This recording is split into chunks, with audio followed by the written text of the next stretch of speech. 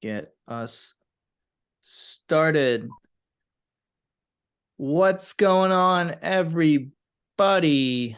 You are joined today by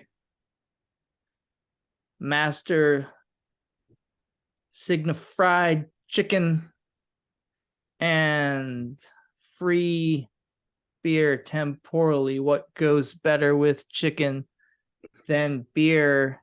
Mm-hmm.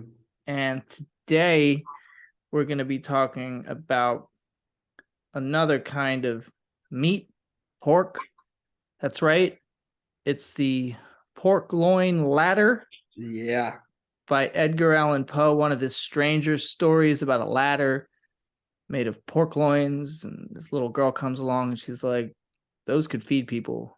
You shouldn't make ladders out of that. You should make ladders out of wood.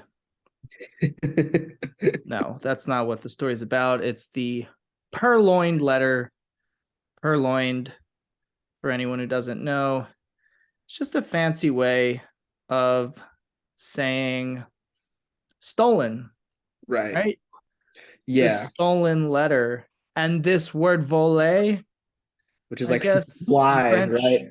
Which, means both to steal and to fly.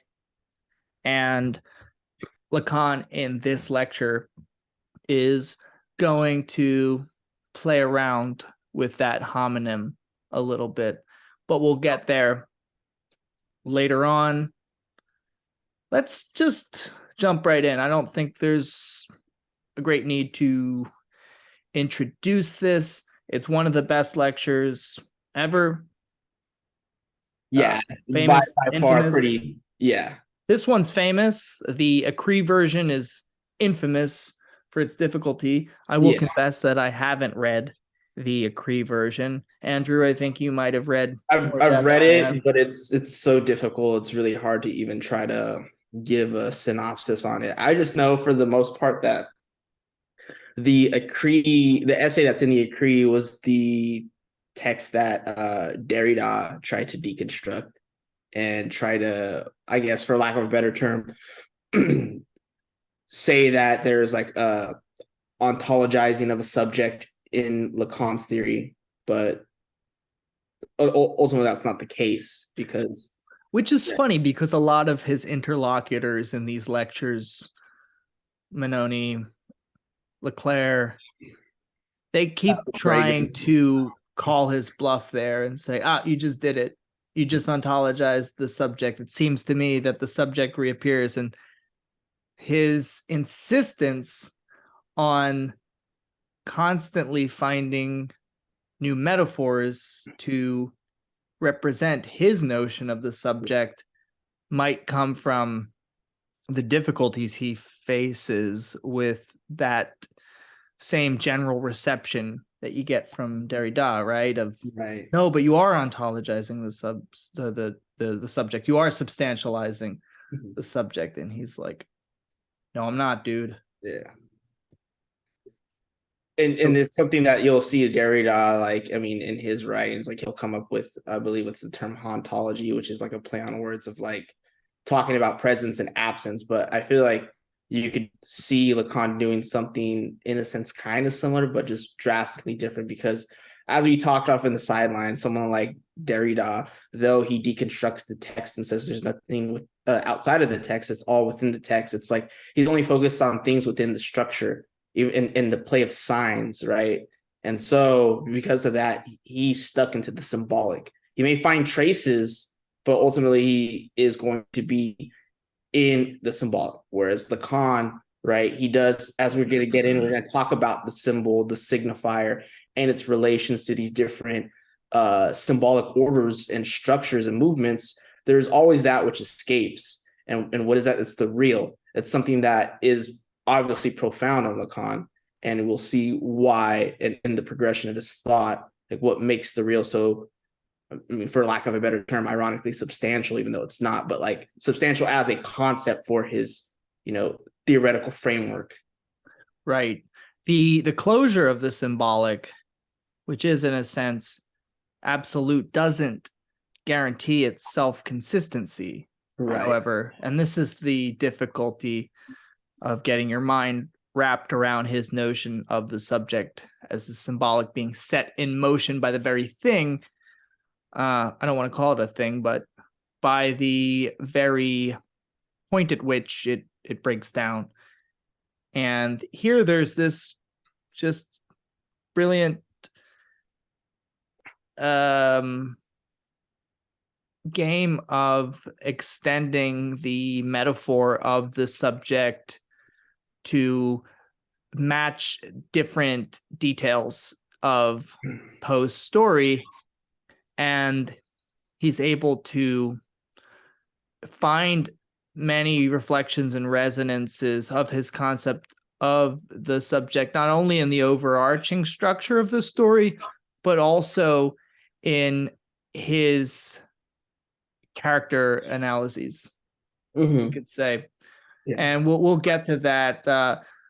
What I find interesting is this little exchange in the beginning with him and Benoni, in which he's talking about how, right, there's this he talks about the image and the symbol. And well, then first, I just want to say I looked this up, and I'm just trying to, for our viewers' benefit, and sorry to interrupt there, but to look more closely at who some of the people are he references and other details. And this Madame Francois Dolto had given a talk, I think the day before this lecture, and she was a psychoanalyst who worked with schizophrenic children. Right. Yeah. Apparently. So this is a response to that. her talk and whatever commentary. Yeah. And to elaborate on that, unfortunately, we don't really have the recordings of any of these guest lectures.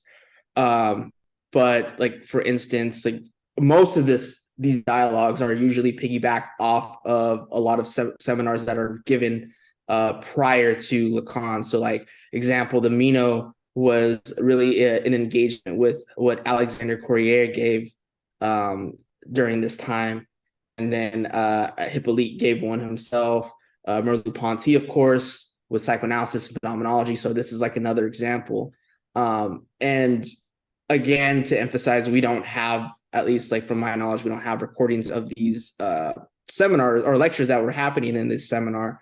But if I had to take a stab at it, like we could see how he's so interested in playing with the image and symbol and why he's tying this in with schizophrenia.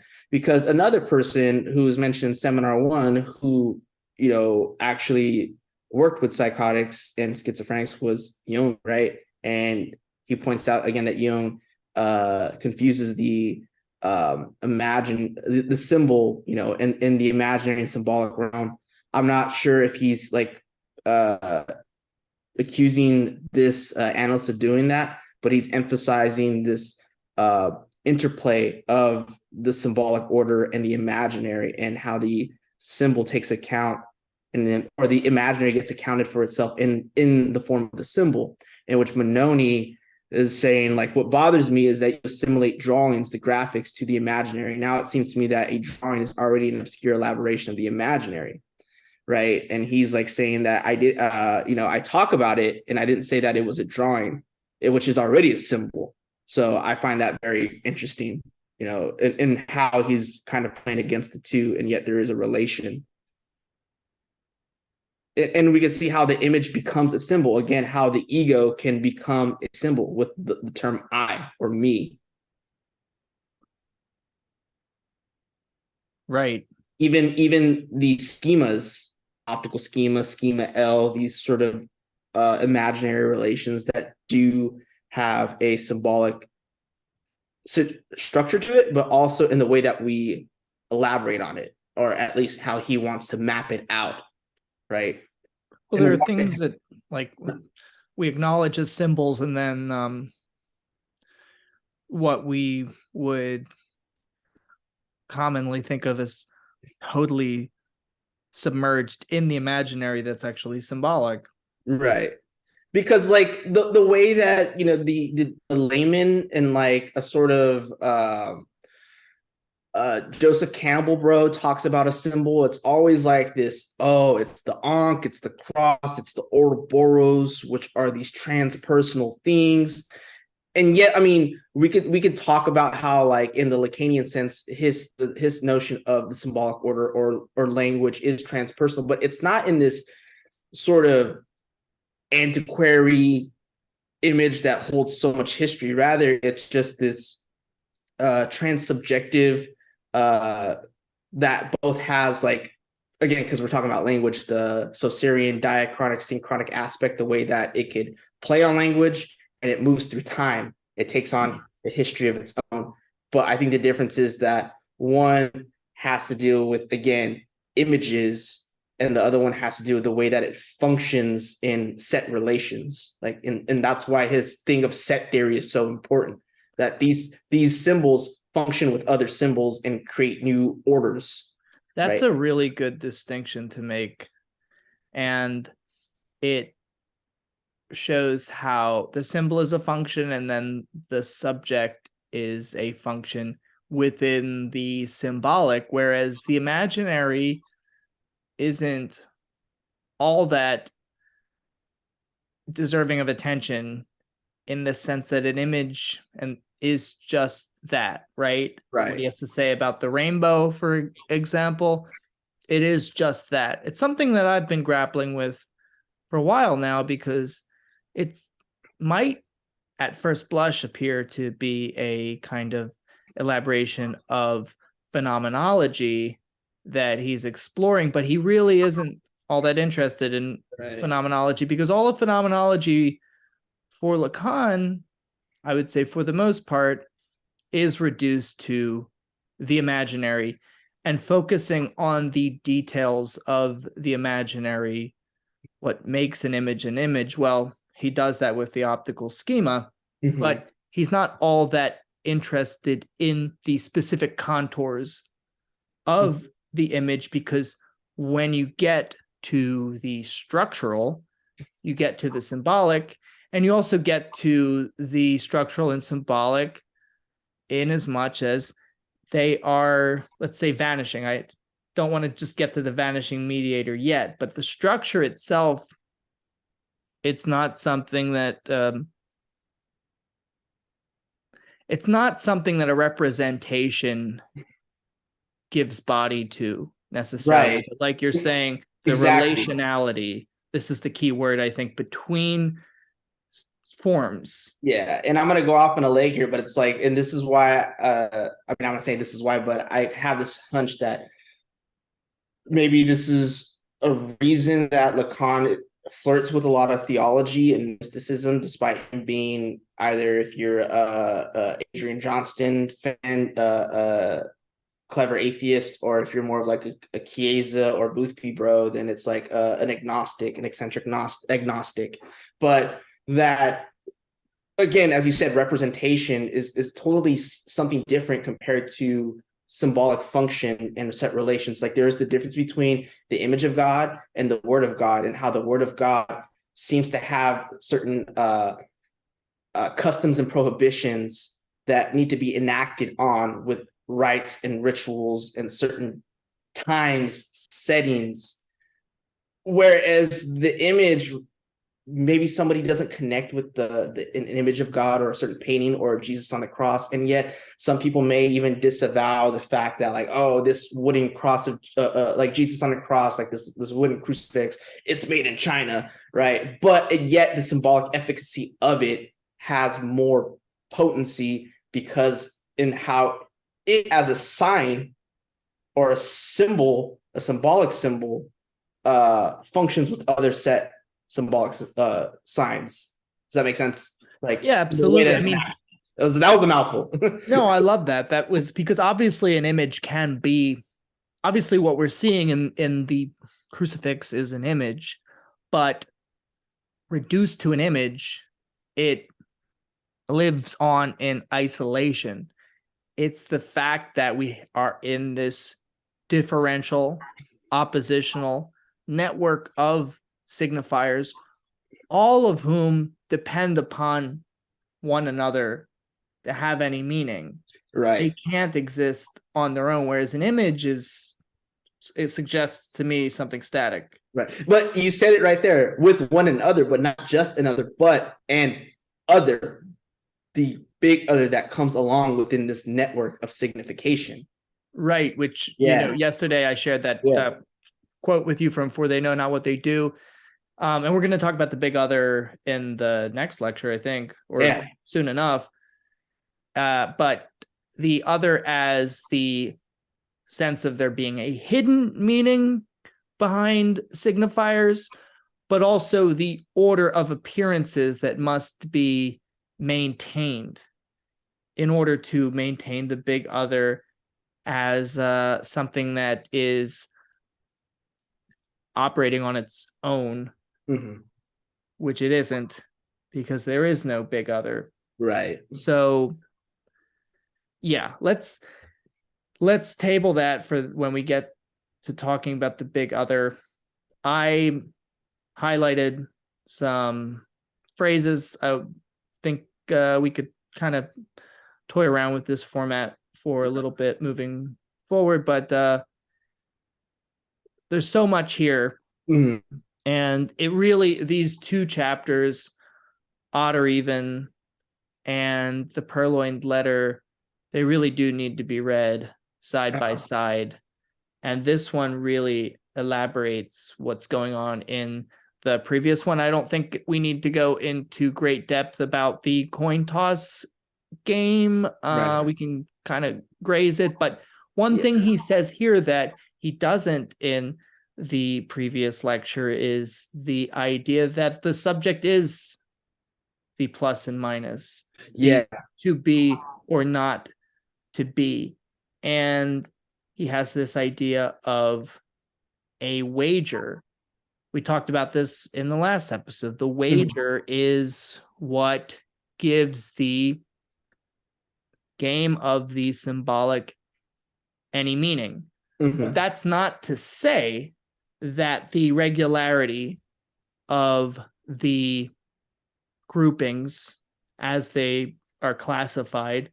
Remember, we have these classifications of groupings of pluses and minuses. And when those groupings themselves are grouped at another order, then they create almost a kind of algebra where there's a regularity at which a two will appear. And there are laws, there are prohibitions that form of their own, where a three can't follow a one, or exactly. And it's through this progression of order, as you said, in the efficacy, I still have this confusion. It's like one thing, maybe you can clarify, is he's saying that it's not necessarily at random or chance, but it has something to do with more of probability and possibility, right? And it's not a necessity, but within the progression of this movement in these different orders in which a three can't come after a one means that a prohibition comes about necessarily insofar as that it is contingent. So actually, this is really interesting because also in For They Know Not What They Do, in All's Well That Ends Well, Zizek draws out that, how do you say, Grimasian square? Right, yeah. Whatever that is. I don't quite get it. This is beyond me. But he draws a distinction between possibility and contingency, which is the difference between, let's say, something that is a Bedouin event and what we're talking about here, where it's like, a naive but perfectly warranted responses, but like none of these groupings actually tell you what the coin tosses will be. If you were to toss a coin a number of times, it's purely contingent. The possibility, though, only arises when we group these contingencies in a symbolic sense. So possibility isn't what can or can't happen. Right. in a sense. To put it simply, possibility is only introduced by the symbol, by organizing symbols. Only through that do we get a sense of what's possible or not. And in language, language is what introduces possibility or impossibility into reality. That's Right. to say, in a sense, yes, anything can happen, Yeah. but not everything can be signified. Right. And so riddle me this then. So when he's talking about right here in this highlighted section that you pointed out, when he says that it all comes back to be or not to be, to the choice between what will or won't come out. Obviously, this primordial coupling of pluses and minuses are, as you said, the subject. It's like what will happen and won't, what will be and will not be. And it's in a sense that it is an unconscious choice that the subject is doing, which, again, to quote, for they know not what they do, Zizek talks about the unconscious choice and possibility in these couplings and in these orders and in groupings of pluses and minuses, which have outcomes, which have pathway for or circuit of jouissance, if you want to invoke a later Lacanian term, but ultimately the subject taking account of itself and then not doing so, right? Well, here we get this idea that the pound of flesh paid for to enter the symbolic order is being in exchange for meaning, right? You sacrifice your being in order to signify the world. For the world to have meaning, you have to open up this space in which the symbolic can appear. But the sacrifice is that if you're always already within language, then your being is always already uncertain, in a sense. It's always undecidable. Hence our identity crises and everything is just searching for the signifier that would perfectly represent us. It doesn't exist. And one of the reasons it doesn't exist is because we made this choice in order for the other to have meaning. Because more important than our own individual existence as, existential beings concerned with our existence is the maintenance of the other as having a meaningful desire. And we act as if, oh, well, I want to fulfill my wishes. I want to know what I want.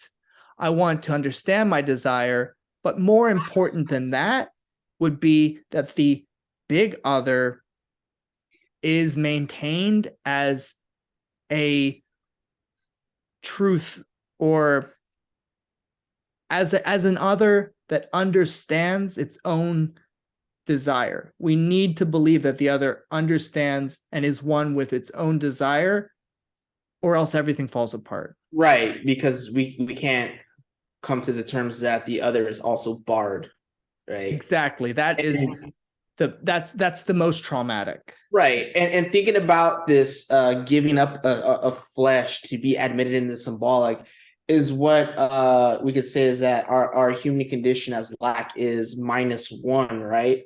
So there we have a negative, and that would be, first we have alienation and then we have separation or castration into language. So then maybe we could see that as two negatives into that, which starts the sequence of the symbolic order and how it generates for more and more in these orders. I'm just going off of Yeah, I mean, the two negatives would be the barred subject and the barred other. Yeah. I can admit my lack. Okay, so just to bring it back down to earth,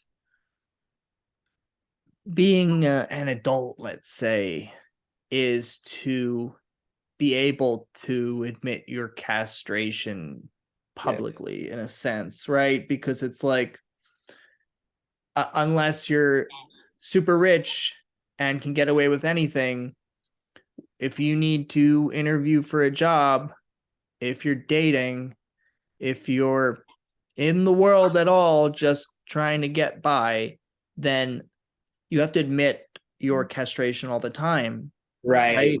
You have to apologize to people. You have to even admit culpability where it's not there. You have to job interview, for instance. You need to play up your skills, but you don't want to come off as arrogant. When they say, well, tell us about your weaknesses. Well, here are some areas that I need to work on, but here's how I'm working on them. Which means it doesn't mean I'm actually working on any of that shit. It means I am a well-adjusted person because I can reveal my lack to you.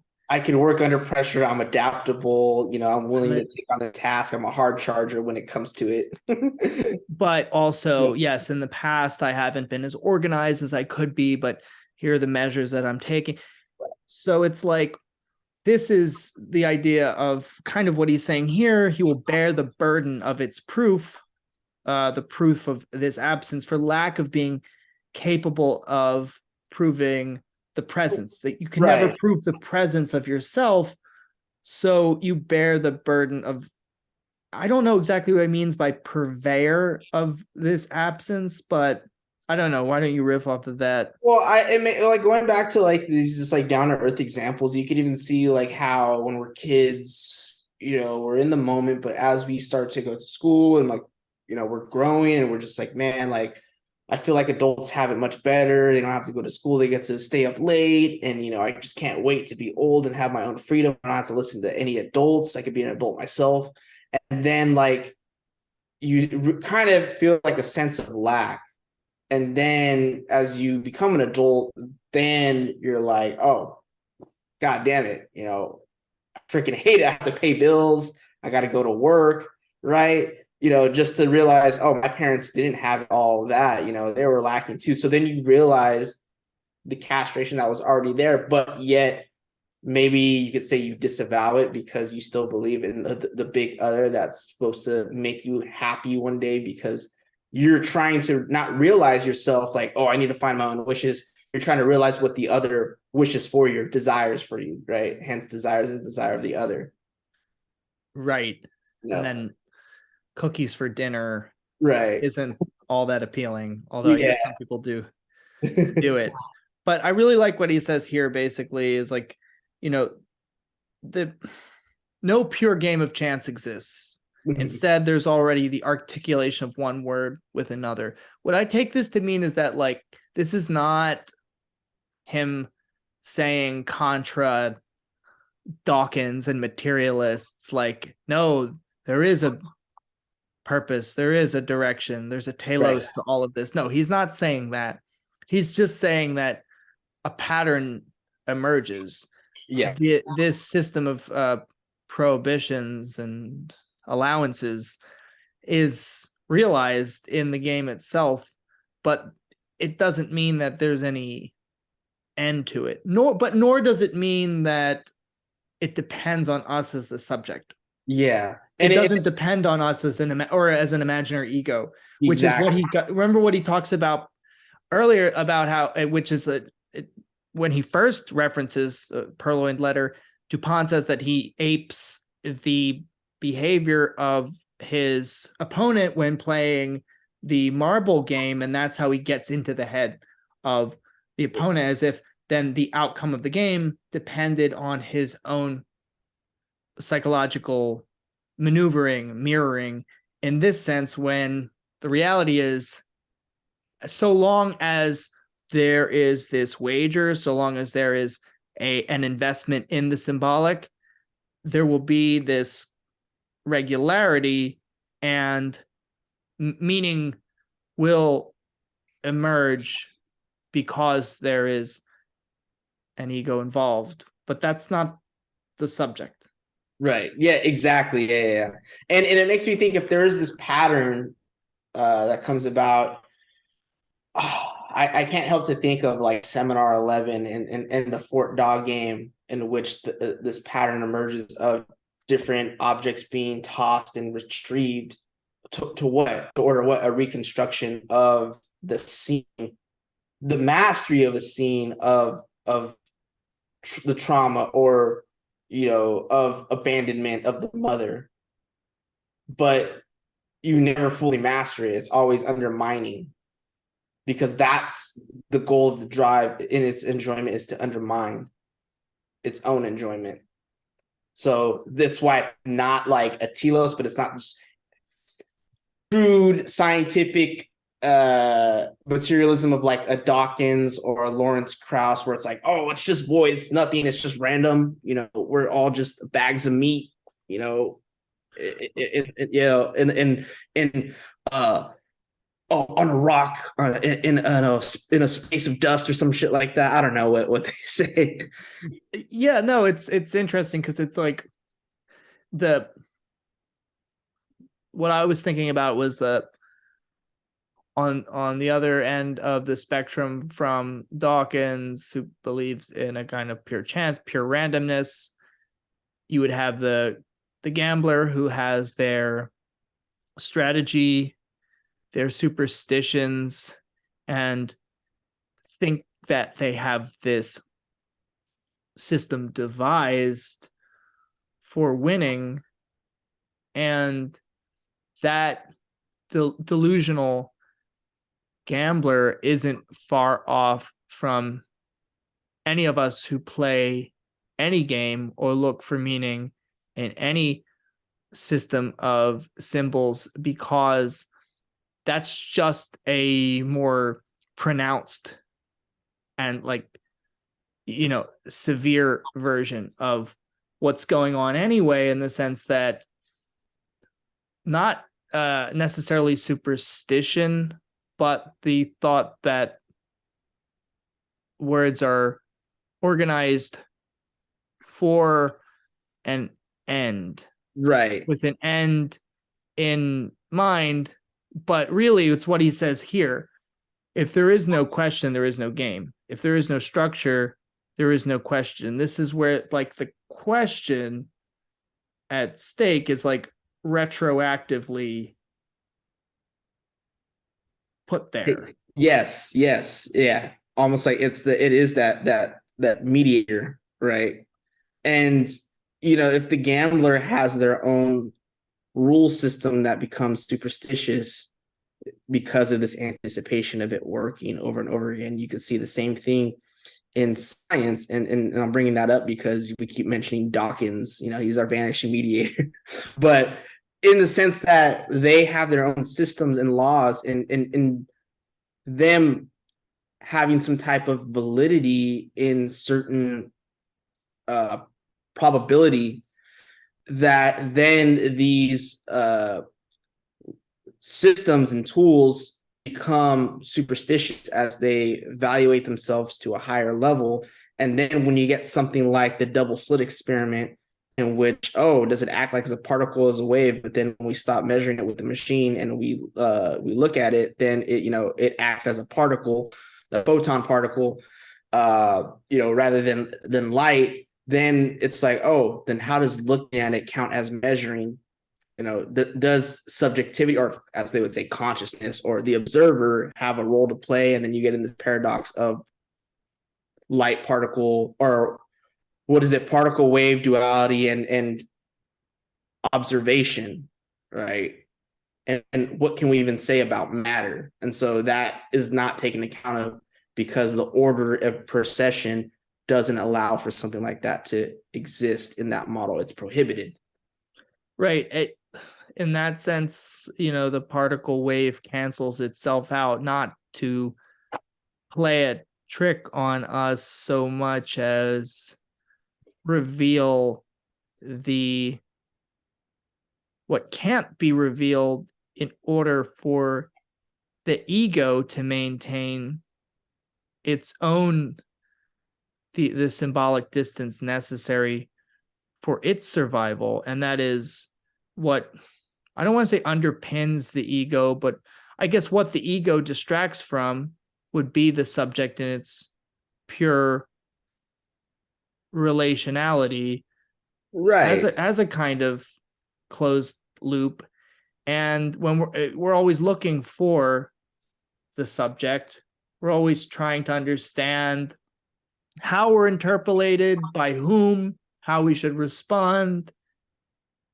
We want to be perfectly aligned with the I in the sentence. Mhm. And of course, we never get there because the I stands for the speech act itself. Right. So phenomena like, yeah, what's revealed in quantum physics brings that to the fore in the imaginary, right? Yeah. It's the corporeal, not the, maybe not the corporeal, but the imaginary real.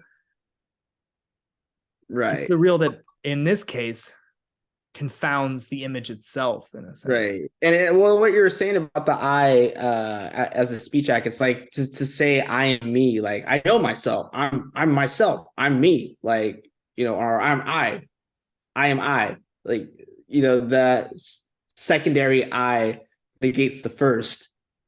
And so pretty much you're left in this contradiction of having to create a tautology to define who I is. It's funny. In Function and Field, Lacan says in the not too distant past from when he was writing it, people more often said it is I rather than it's me. Yeah. It is I. It is I. I don't know what to make of that, but I don't think we need to go over this anymore because Right. like So a like right headache. here are just the different combinations, of orders of these odds and evens games. It's read actually, Bruce Fink. yeah. But it's also interesting, and again, I might just repeating beating it like a dead horse, but in the Theory Underground, David and Mike, he posted up the recent Slavoj Žižek 101, and they were talking about the symbolic order and prohibition. And Mikey mentioned the symbolic order as an ordering of different, signs and signifiers, which allow for certain things to happen, and also certain prohibitions.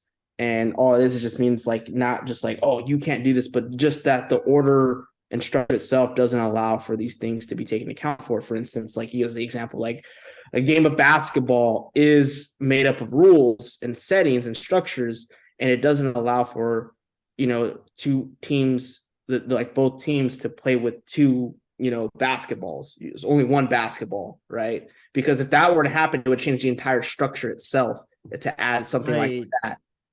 Yeah, what's funny about that? Well, two things it reminds me of. It's like little kids have a difficult time grasping rules sometimes, or they do understand rules and intentionally disobey them. Yeah. Not just to be bad, not to be necessarily Sadian about it, but or maybe they are like, uh Saudi and Sadian Yeah. megalomaniacs. In a sense they are, but also because it's like it's not immediately apparent why rules need to be followed.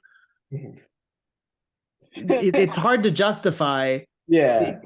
other than what do you say? It's like, well, imagine if everybody thought that way or everyone broke the rules, then someone could hit you, or like you put yourself in you immediately go to the imaginary duality there. Right. And then they're like, well, then I would do this, yada yada. And like it would like evoke some like random like scenario that like just still breaks the logic of what the parent is trying to say in this imaginary sense. Like, Right, but I don't know, there, like some kid will just be like, well, I'd be like One Punch Man and I would have these superpowers and just like evoke some like, off the wall thing. But like and it's not necessarily a bad argument. yeah. Just because it's not true. The other thing that came to mind is when I was in Italy, like a lot of Italians, they'll say something is impossibile, like something's impossible. They say Yeah. it more in a way that's like things that are definitely possible, but like you can't do this at this time, or you know, it's impossible that you'd be able to I don't know, catch the train past a certain hour. It's like, yeah, it doesn't run, but the strength of that impossibility, it's like, I always thought it was funny because in English you wouldn't use impossible in a casual way like that, but it kind of has something to do with the kind of impossibility we're talking about, I think. That's interesting.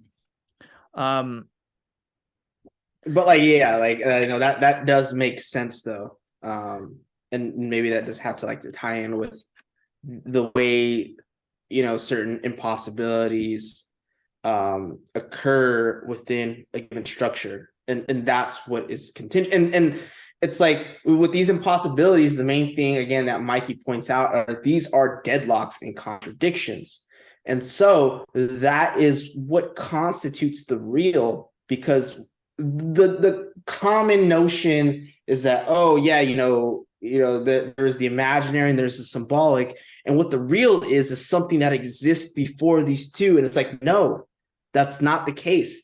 The real is the product of the order and structure of the symbolic, and it is the point in which we reach the limits which become impossibilities and contradictions, deadlocks of certain regulations and prohibitions.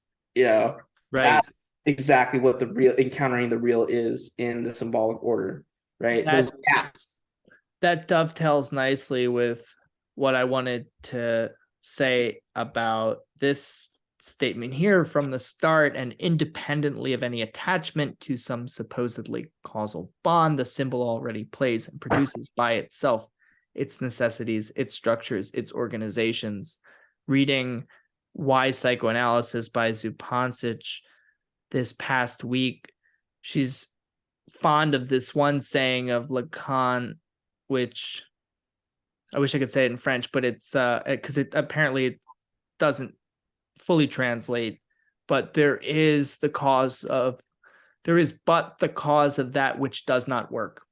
The only cause is the cause of that which does not work. Or I think it also means in French, does not add up. Yeah.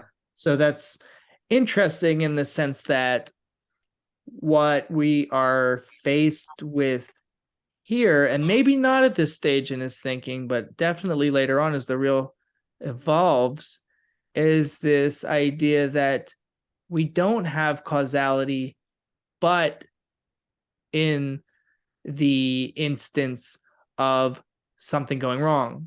That's the only causality we have, because when something goes wrong, it's not just that this chain of effects is broken, it's that it's as if this missing link or this broken link was always there.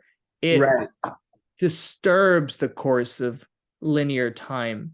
That's the problem with it, is that it's not something that can just be resolved by initiating a new chain of effects from this cause. It's not just something suddenly malfunctioning that was working smoothly. It's as if the malfunction is inscribed back into the chain as its starting point almost. That and this is where, again, now when we start getting away from this game and this mathematical theme, and it's funny because you said, oh, things that don't work, and you said add up. Well, what are we doing with these numbers? We're adding up in a progressive chain. But what I'm trying to say is that, like, this is where we get into what he says in seminar 1 about, well, what is the repressed if not the return of the repressed? But where does it return from? The future. So as we're progressing forward, the breakdown of a linear progression happens because the repressed comes from the future. And then leads us back to the starting point. And we know it as the triangles passing like two ships in the night from whatever that sci-fi novel he references is.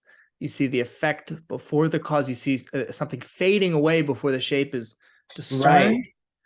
And another example, Slavoj's whole thing of the of psychoanalysis trading in on an efficient cause of truth, which if the efficient cause, I hope I'm getting this right, pretty sure I got it. If the efficient cause of a table is the work that goes into it, not the material, not the purpose, and not the, what's the one I'm missing then? The formal?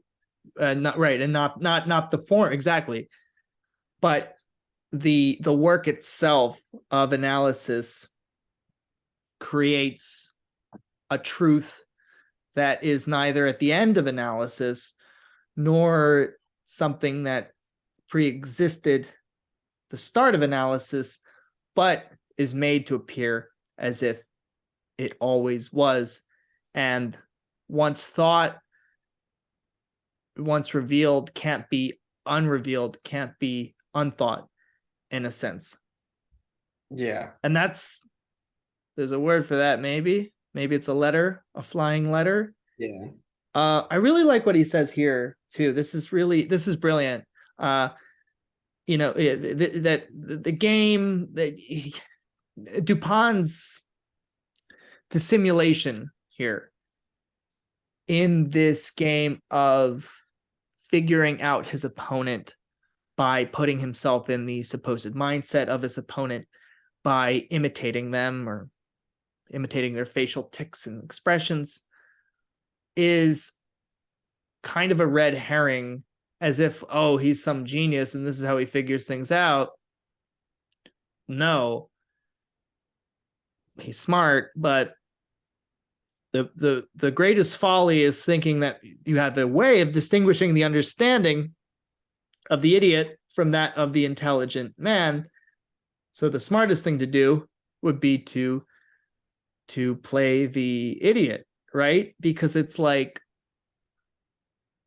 if you trust yourself to always distinguish between who's smart and who's stupid, then you become like, we'll talk about this a little bit later, but like the Parisian police, in the sense that, you know, you just become convinced that you basically understand what reality is, and you understand what reality is at the expense of the truth. Yeah. And you yourself are prone to being fooled. Yeah, no, that and this is exactly where we get into the Purloined letter, in how he emphasizes the police only being the police, and how it's because of that they are fooled, right? Yeah. And they can't find the letter. Am I on the right track of what you're just trying to? Yeah, absolutely. It's that because you think reality is a scene, and think about it, an imaginary scene, an image that is a stereotyped cookie cutter image that you can rely on, because the world is made up of images. Right. You miss the symbolic, the fact that symbols are always on their own, connecting and dispersing and creating contingent meanings all on their own. And these contingent meanings are better exemplified by the kind of wordplay that Lacan is fond of, and Hegel too, is something in la langue or langage. Yeah. I would say, and I don't know if this is true, but as opposed to what we're talking about with the mathematical logic, recreational mathematics. Yeah, I mean, I'm really over my head. Yeah, like the math again, like the mathematics is like, I'm still trying to grasp. And mind you, this is like Lacan, like at his earliest with his like flirtation of mathematics. So like, who knows how the later seminars are going to be? But Yeah, they I were mean, gonna it get sounds about our right asses to handed me. to us. Right. But like with Lalong, right, that's like the Zizekian notion, or not Zizekian notion, but like Zizekian way of adding it to Hegel's system of logic, correct? At least in for they know not what they do. Yeah, it's the titling of that chapter is kind of mysterious, but near the end of that chapter, he talks about how it's, the truth is demonstrated, comes into being through these seemingly meaningless encounters between homonymic words, nom Right. du père, the no of the father, the non-duped heir. You would think at first it's like, wait a second, he's just fucking with us because it's like, oh, French has a lot of words that sound like a lot of other words, so he's Yeah. just saying, oh, and actually it also means this.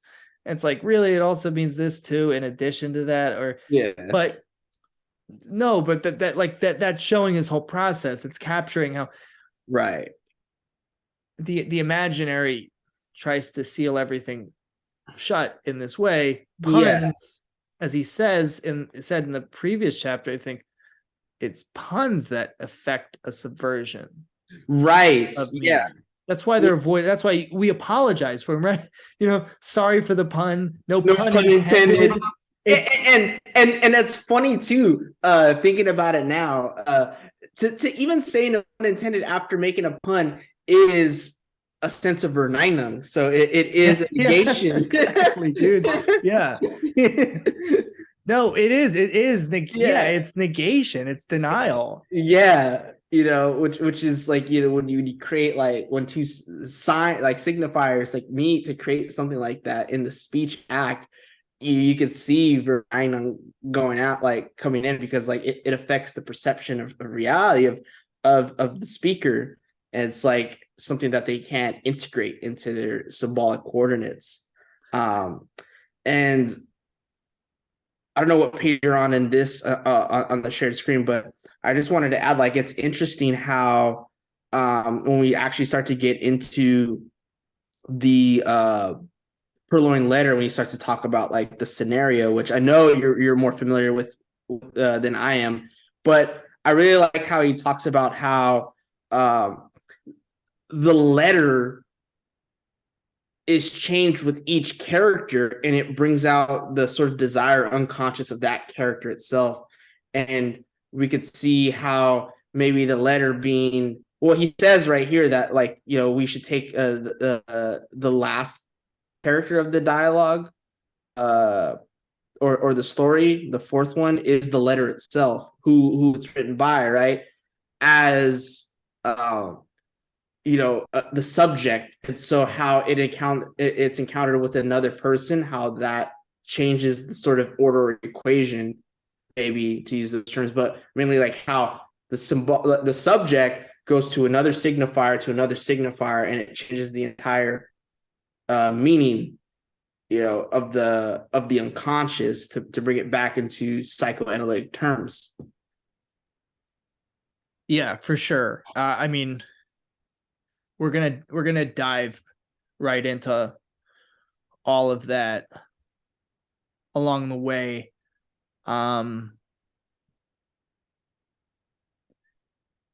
Maybe let's see. 5 minutes. I'll try to summarize what I can of the story in 5 minutes. Yeah, I was about to say, yeah, summarize the story. We'll take a break, but let's see if I get it right. So, but there's the prefect of police, Dupin, and someone else, and they're sitting around, and it's the prefect of police who tells this story. He says, you can't tell anybody or they might have my job. What happened was there was a queen and a minister. The queen happened to leave a letter of some importance to her on a table at, I guess it's a party or something. Yeah. And this minister, who's a really unscrupulous person, snatched it in front of her, and he happened to have a letter on him to replace it, but she couldn't say anything in that moment because Well, why couldn't you? Because of what the contents of the letter Yeah, were. like who knows what it was, but it could We be something with a reputation. It's up in the air. we Yeah, never find out we what never. the Yeah, contents of the letter are, which is really interesting. But she can't say anything because, right, it could affect her reputation. The minister knows this. He's an evil guy. He's like a de Sade character, like a Marquis de Sade character in his own way, which we'll talk about in a bit. But anyway, Dupin hears this story. The prefect is really frustrated because they have done thorough researches and searched throughout the entire apartment Mhm. of the minister, I guess while he was gone, I don't know, for this letter, and did like the most minute searches, and they describe how, they took apart bookshelves and just like looked in every single conceivable nook and cranny and found Yeah. nothing. So they're at their wits' end. And then the next time they meet, right, Dupin reveals suddenly that he has the letter. Mhm. And the prefect of police is like, whoa, where'd you get that? Like, how did that happen? And he explains that, well, basically, the letter you were looking for is the letter that you'd imagine a queen would have, Yeah. which is folded in a certain way, has a certain kind of seal. Right. The Crest or some shit like that, right? Yeah, and Yeah. like the Or the the seal. Yeah, yeah. the letter that I found was crumpled, and it was on a table somewhere or something, Mhm. but you didn't none of the police registered that it was the letter because they were looking for the letter of a queen, not Yeah. this crumpled letter. Yeah. And he replaces the stolen letter, the purloined letter, with a line from a poem by this French, like little known French author I looked up, called Crébillon or something, Right. about It's the like house it's of tragedy, right? Atreus. Yeah, it's based on like the house of Atreus, which is from Aeschylus, the Oresteia. Yeah. But I mean, it's before that. It's like one of the sort of like spin-off stories from the Iliad, that whole story, the Agamemnon and everything, story of betrayal. Mhm. So this is his grand aha moment. Yeah. But then there's also, I guess, he distracts the minister With by the having someone shoot a gun. right. Yeah. He just this is so there's this somebody who shoots the gun and he looks out the window and then he replaces it with that, right? Yes, exactly. What, just to distract the minister, who's really shocked because he has cops guarding the premises of his house Right. for Right. some reason. And yeah, then he gets a check from the prefect of police, and that's pretty much the story. Mhm. Pretty sure that's it. Yeah. But doesn't it get like doesn't the note and or the letter end up getting returned to the queen, or am I just like imagining some shit? Yeah, that's a good question. I think it Yeah, does. yeah, That would make sense. and that has something to do with the return, of the subject, right? But like there, because he mentioned something about how there is like a narcissistic relation between the letter and the queen. Did you catch that part? Well, And let's hold that for when we get there. But the real purloined letter was the friends we made along the way. exactly, it's not the end, it's the process, it's the journey. Journey. Let's take what, 5 or 10 minute break. What do you want to do? We could do 5 All right, 5 minute break, and then we'll get into the letter. for sure. All right. All right. All right. Purloined letter, Yeah. part 2. Part dos. Dos Zekis.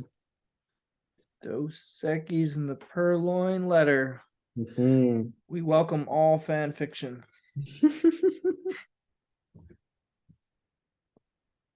All right. So Dupin. What do you think of this guy? Use a sly one. That dude.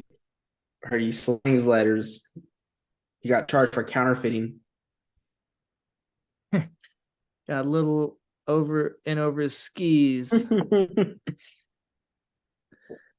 This is an incredible example of just literary criticism Right. in Yeah. general.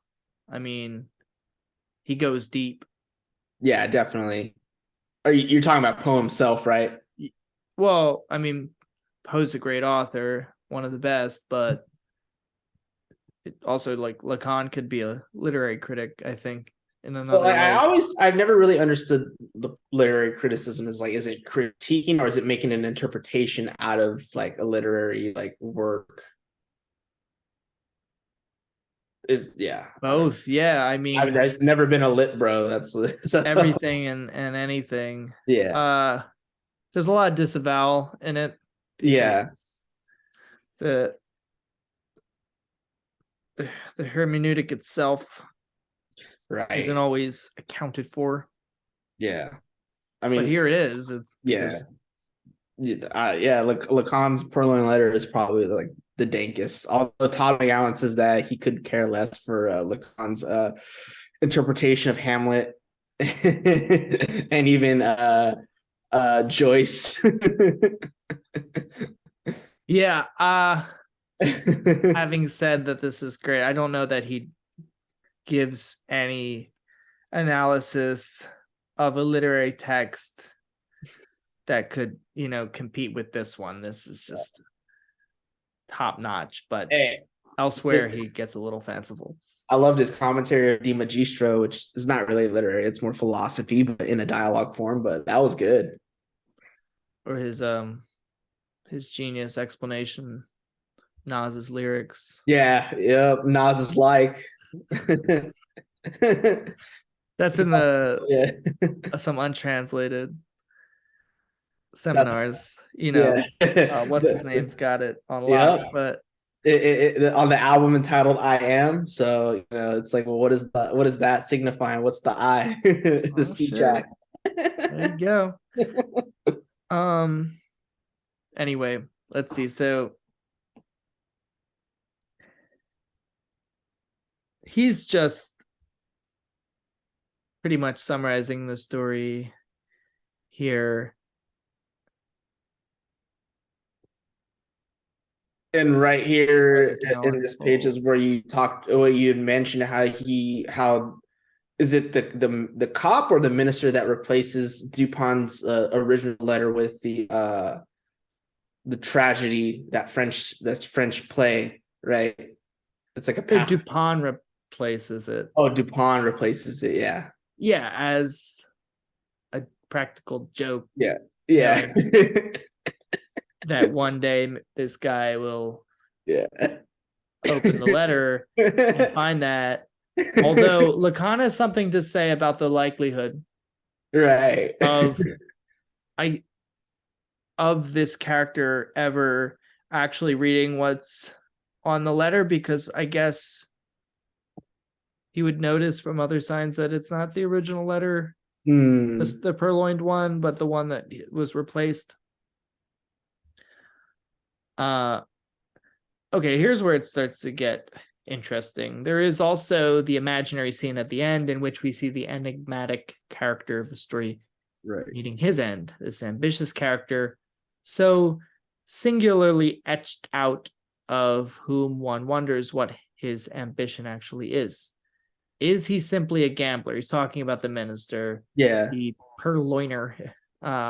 He gambles with a challenge. His aim, and this is what would make him an ambitious man, seems to be to show how far he can go.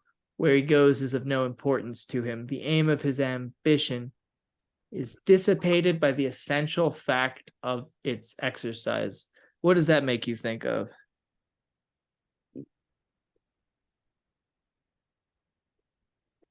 It made me think of just Death Drive. Yeah, like as far as like as just pure aim, yeah. Possibly, yeah. I could see that. But this statement, especially the aim of his ambition, is dissipated by the essential fact of its exercise. Yeah. That's a pretty good definition of Well, Death yeah, Drive in a sense. in a sense, like the aim is just the fact that of its exercising of itself, right? It just needs Right. to I mean, and it's the whole point of like Freud's notion of like being able just to discharge excitation, right? Right. And it's like this, but the gambler, the minister here, is a much more interesting character than one might be led to believe at first, because what really is ambition. Yeah. It's as if the fact that he can do it, that he can steal this letter in this opportune moment, that itself is enough to precipitate the action.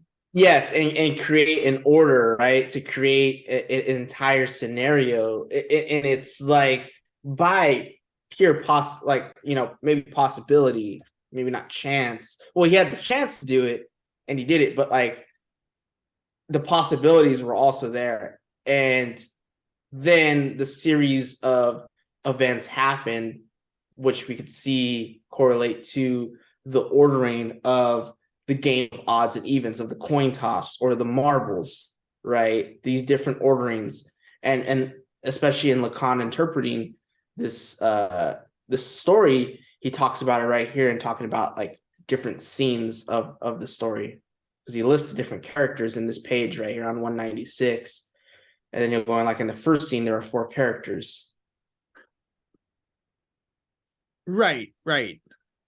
And then, all of them in their own way become a kind of representation, personification of a sort of closed loop. Right. In a sense, I would say for the minister, he is more of this Sadian character, does this thing, steals the letter just to do it. We can't reasonably imagine that he could have foreseen all of the consequences of what this theft of the letter would entail. Mm-hmm. But it's to exercise, to follow one's drive to the end. Let's say to, Mikey's gloss on don't cede ground relative to your desire is don't cede ground relative to your drive. Yeah. So because then it would create like in that opportunity, that chance will create the possibilities of you just to like create that order that undermines itself.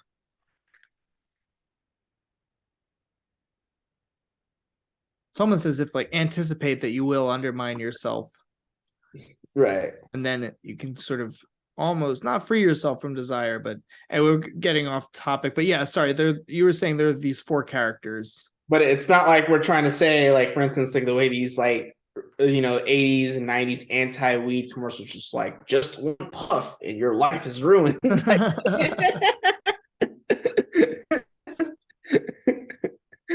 Just one, yeah. This is your brain on drugs. This person who I assume you never hear from again. Yeah, has their moment of fame. How do you even pronounce his name? That's a tough one. Gwen Schalt. The letter. They're happy with themselves in that moment. Yeah, they're like, Sacre bleu, la lettre. The letter is indeed a character. And let's see, now I'm looking at some of my comments here. The So yeah, the letter is a signifier, but it's a signifier in its pure function of signification. Yes, And it yeah. doesn't have any one signify. We don't know what's signified in the letter, and that's And on purpose. he compares it to the dream of Irma's injection with the formula of trimethylamine, and how that, in a sense, acts like the letter for Freud's dream, right? And it is able to exchange with these other alter egos, like I said in the last episode. Like, if we look at these forms of combinations and progressions of mathematical orders, we see this with Freud's different personifications or different egos of himself in the dream, Irma in the dream, Otto, and all the other bros in there that are like inspecting Irma. And so like that is the example, but then the impossibility becomes what? Irma's throat and the corporeal. And we go, Yeah. But really what is that is the trimethylamine itself, the seeing that is like, the sort of the signifier. right. It's I wrote here, it's the insignia for the word itself. The form of the word. That's what he says at that point, because Lacan is interpreting the dream. But what's interesting is Lacan's always reluctant to give a very straightforward interpretation. So even when he's talking about Freud's guilt, for example, that's not this breakthrough insight. He credits others for having made that interpretation, that there's a guilt inherent in the dream on Freud's part. But the real key to the dream is the corporeal, as you mentioned, Andrew, the throat, the flesh that's unseen, that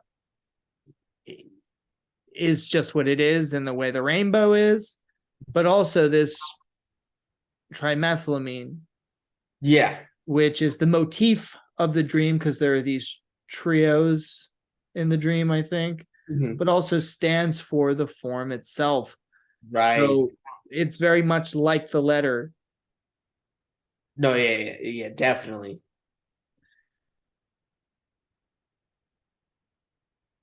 He says there's nothing in destiny or causality which can be defined as a function of existence. I wasn't quite sure what that meant.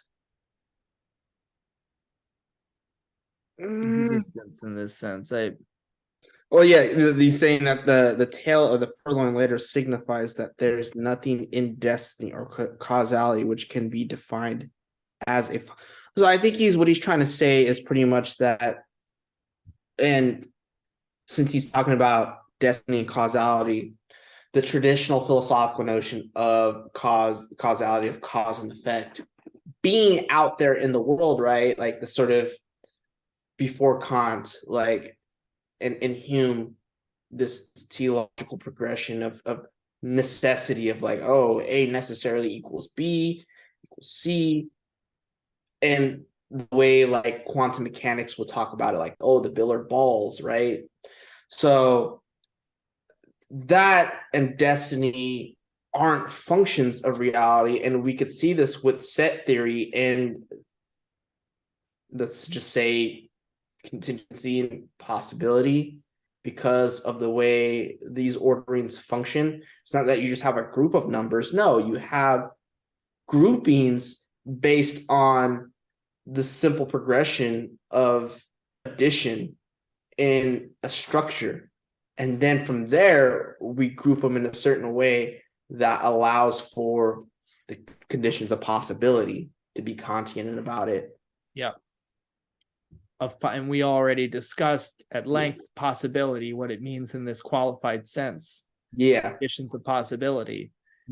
I'm just gonna throw that word out there just because I'm obsessed with Karatani and his reading of Kant. So everything's just conditions of possibility. Coming soon. We might have a treat for y'all vis-a-vis a thinker who is not Yeah. Lacan. But I like, this idea that everyone enters into necessity, into a movement peculiar to the letter, and they become functionally different in relation to the essential reality constituted by the letter, meaning everyone's being is changed by coming into contact with this letter, having some kind of connection with it, including the one character, our antagonist, who we can imagine is this mastermind, but no one is entirely invulnerable to the pure effectivity of Right. this letter, not even Dupin exactly. I mean, he might Right. seem to be so above it all, Right. this kind of genius, but I mean, he's affected by it to the Yeah. degree that the contagion of the letter changes his desire. Exactly. And how you saying that overall the letter has in each of them the unconscious when they get a hold of it and the consequence. And right here in section 3 in the beginning, which you have highlighted right there, that every human drama, every theatrical drama in particular, is founded on the existence of established bonds, ties, pacts. Human beings already have commitments which tie them together, commitments which have determined their place, names, and essence. This right here flies in the face of a sort of Ayn Rand libertarian bro that thinks that they just have this free floating individuality christened to them at birth, and that like everything that they do is just the accumulation of just rational self-interest choice because they are selfish, or like, everything to them is just objectively the case, right? Or a sort of, this is a hard one to stab at, but like a social constructivist. It's like, it's not that it's just constructed out of blind error. No, these things we're already thrown into them. It's not like, oh, we just by our own, because it is counterintuitive to even say that, oh, everything is socially constructive. We socially construct it. Yes and no. We continue to construct what is already thrown into place for us, but it's not like we just got gathered together like, hey, as rational beings, we should probably construct something, right? There Which was is, no like tribe or like sort of like gathering or committee to be like, yeah, what should we socially construct? well, one of the worst things about America is its, let's say, like primitive accumulation type myth, not primitive accumulation, but that kind of anthropological myth is Right. also a reality, in that a bunch of people did get together and say, let's do something rational and beneficent and Right. with a telos to it.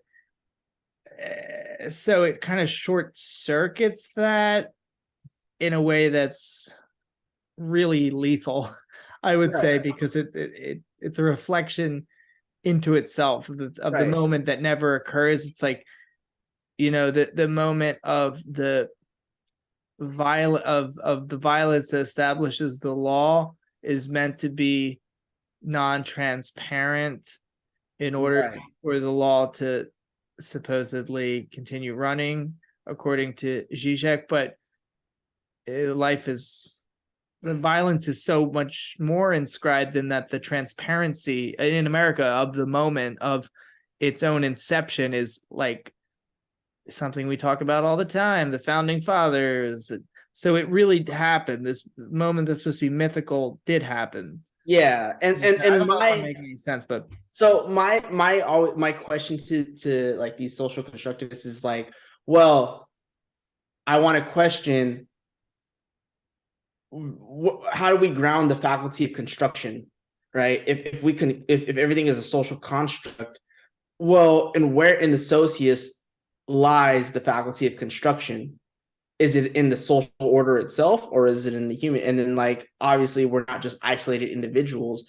We're not just in this imminent present social order or social a society in the way that like your average sociology bro would say. No, there's a history to it, and there's also certain to be Lacanian symbolic order, but not even to use that. Like there are certain norms and customs that take a life on their own that seem to be, acephalic on their own. And yeah, you could say we construct them, but it's like they are constructed in a way that predates even our own consciousness of them. It seems like. Right. No, it's true, because it's this thought that We could only retroactively say that we constructed them. it's like what Karatani was saying about imagined communities. Yeah, they're imagined, they're constructed, but according to what sort of blueprints, because the principle is already presupposed as existing, that the principle that would inform the construction in a way that it creates this loop Right. that doesn't make any sense.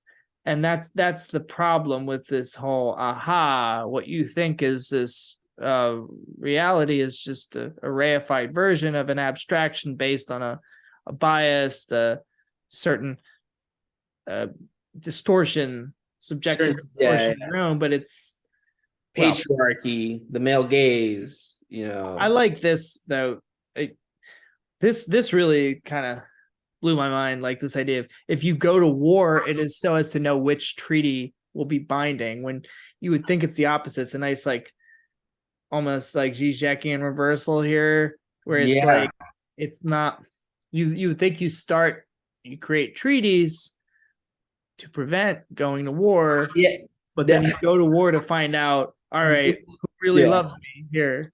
No, that is actually that's a fire ass line, which I like too, and it is true though, and it's that sort of act that really determines, like, if a treaty is part of the list and nomenclatures of bonds, pacts, ties that bring humans together, then that has to be part of the contingency of these systems and networks, right? Clans and kinships, to be Levi Straussian, right? At least in the Zizek'ian and Lacanian way, it goes a lot further, because it's like, well, we don't have this. Like, we also have these things that have to kind of allow us to justify these in these acts, like war, right? Or transgressions. Well, it's interesting. It's like you need to test the resiliency of a pact. Yes. You have to, because it's almost like it doesn't mean anything unless it's broken. Right. I mean, and that's the point, like transgression. Paradoxical. Right. Exactly. And you see it in, the century leading up to World War I. It was just a constant saga of shifting alliances and drafting new treaties between different nations, and there were local wars, like minor battles, war and like the Boer War, but there wasn't anything. It wasn't imaginable. World War I wasn't imaginable at that time, and when it really broke out, it's like, well, yeah, I mean, there was the, I guess they weren't called the Axis powers back then, but like, yeah. Because before that, like, for at least for America, like, we had that when we annexed the Philippines, right? Wars like battles like that, and like, our Civil War was like the closest of a war we ever seen, but we couldn't imagine like something like that outside of us that involved the entire world. And what it does is, like, really, it's like, well, we need to go to war to justify our treaties. and like with that, what also justifies that treaty is not the fact that we go to war, but the fact that we have lost so many to maintain that treaty. We need to think about the fallen, the sacrifices that they made, so that America could continue on as it was. I mean, America is a special case in here because we entered World War One in like the last year of the war. I'm pretty sure. And World War last II 2 years maybe. But anyway, there's a lot to be said there. Like, who talks about these games of like hunt the slipper intersecting, and it's a difficult metaphor, but he's really like spitting here because he's all over the place. He goes from that, which I guess we could just take as a metaphor for this sort of recreational mathematics that we were talking about before. But I like what he says here about royalty, because it reminds me of, the monarch and For They Know Not What They Do, for Hegel, how the monarch is like this protuberance of the real that actually sort of staples the entire sheaf of society together in a sense, even though they're just this bodily growth on it, which would seem to serve no purpose. It's just the body, but it's the body of the state itself, so that it isn't just a pure abstraction, and Lacan seems to be saying that the royal couple perform a similar function, and that being also the mediating role between everything we don't know, the cosmos, the social order. It's almost like, and now I don't want to conflate these two ideas, because the monarch in Hegelian terms is one thing, but then there's also a sexual complementarity, the possibility of a sexual relation somehow embodied in the male and female elements. And this is a really important theme for him, right? The feminization of the minister. No, and that's funny because and I'm thinking about the whole thing about the monarch embodying the position, even though it's just the physical body, it's the embodiment of the abstraction. And yet this also justifies the body that lives on after they resign their position or they pass away, and how that body is more important. Like, for instance, in For They Know Not What They Do, the body of Stalin that lives on, or what Americans like to do today, the body of Trump that lives on today in America, even though Trump's not in office. How much people really worship the image of Trump. That right there says something. It's like a body that's redoubled into its sublime body. But it's the redoubling, it's the gap between the actual pathetic physical reality of the monarch and then the other sublime body that he represents. The gap there is something. But to take it back to the Purloined letter, we have the king and the queen. You don't see the king, you don't hear from the king, but he exists in absentia in this story. And then, but now the letter, he asks this series of questions. To whom does it belong? To whoever sent it, or to whoever it is addressed? If you say that it belongs to whoever sent it, what makes the letter a gift? Why does one send a letter? And now we have this extended pun on the two meanings of to fly and to steal or to lift. Why do you, in certain circumstances, return your letters to the person who, for a period in your life, bombarded you with them? Has it occurred to you that the letter is precisely a speech which flies? If stolen volée letter is possible, it is because it's a fly sheet. and he brings back the pluses and minuses. The speech is somehow preserved in his mind. Yeah. I don't understand exactly why he says the written word is what fades away, but speech survives.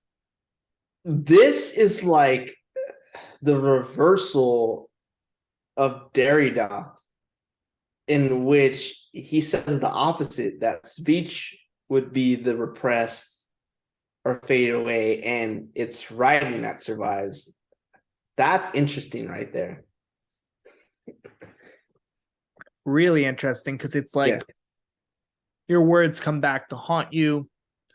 Right. Well, in an analysis, yes, because you're not writing, you're speaking. The analyst does write, but like that fades away because for the obsession or the hysteric, they remember what they say if they really think about it or obsess about it. Their last session, the analyst only has notes, but the words that are written down don't amount to what the imagery and the identification of these words mean to them, and the sort of doubt or skepticism that may appeal or like unfold in this sort of free association. Okay, I get that, but how is it similar though to the pluses and minuses and these Greek symbols that count themselves? As far as the Greek symbols, I don't know, but as far as the pluses and minuses, you could see how. Well, the Greek symbols are just the same as the groupings of ones and twos and the laws that obtain there.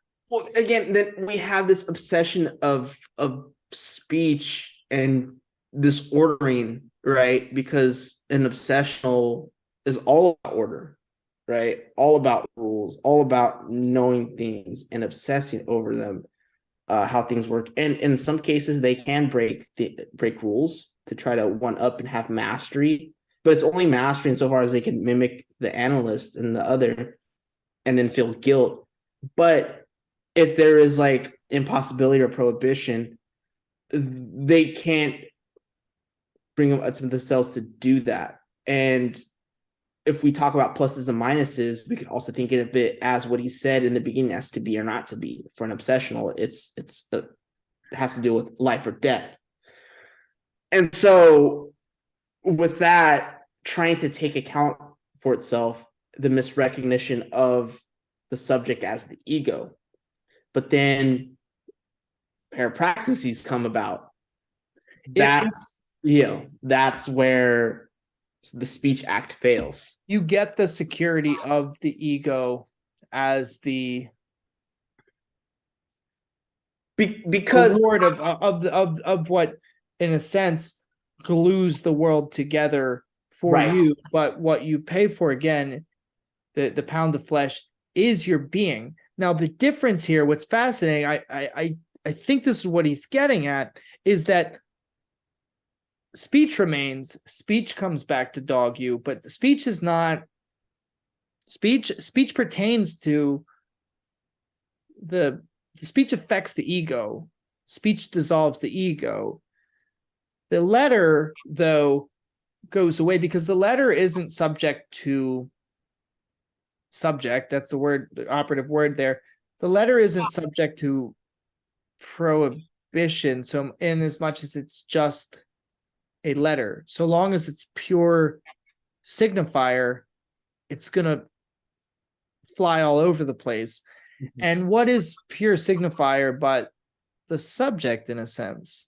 Yeah. The subject is not this speech. The subject is, okay, this is the difficult thing. The subject is the pluses and minuses in this chain, in a sense, but the subject, who the subject really is more the letter. Right. And well, we could still flying around. We could still think of this as thus the subject not being whole, because if it's both pluses and minuses, it's split, right? Well, I guess what I want to say, though, yeah, it's split. Yeah, I like that. And it's split between, though, also, it's like with the wager, the ego is involved in the wager. Wouldn't you say? Yes, definitely. There, Well, the letter is not a wager, though. The letter is not wagered, so the letter is the subject alone. well, then that definitely counteracts what I was saying earlier in the beginning about the unconscious choice to allow the series of those combinations to arise, those progressions. Not to say that you're wrong, but I was thinking about it in the formation of the unconscious, because that's what I'm thinking about, the form of unconscious thought, which is what Bruce Fink's commentary is kind of allowing us to see, like, this is happening on the level of the conscious. Not to say that the ego doesn't have any effect. I think you're getting at something, but I was more focused on the unconscious choice, not on what the ego is doing. If the ego is doing something, I would say that it's more in a misrecognized form into taking itself into account. Because what is the mirror stage if not the misrecognizing of the subject as the ego, right?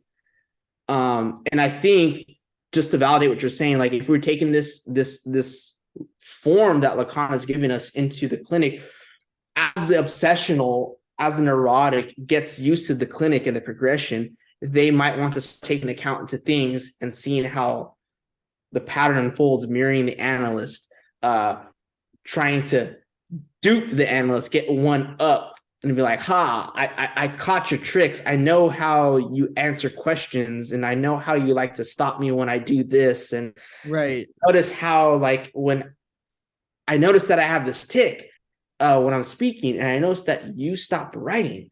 Like, it doesn't matter what it is, but the fact that any of these things could be a combination for an obsessional to create a scenario.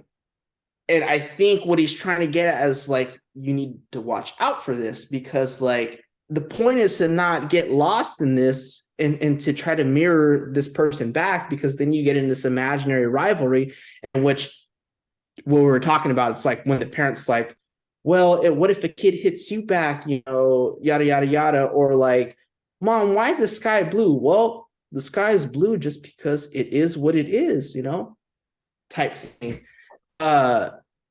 No, you have to look at, if we're talking about symbolic order, it's not just words, it's not just language, it's the combinations and the progressions and the ordering of things, and how each obsessional will do that, because everything's about order and fixation to them. But yet there are prohibitions for them and impossibilities, because there isn't a big other that they're adhering to, and the superego that is internalized that also, I guess, mouths that off. And so that is what the analyst needs to be aware of, and where the prohibitions or where the deadlocks, the impossibilities fail.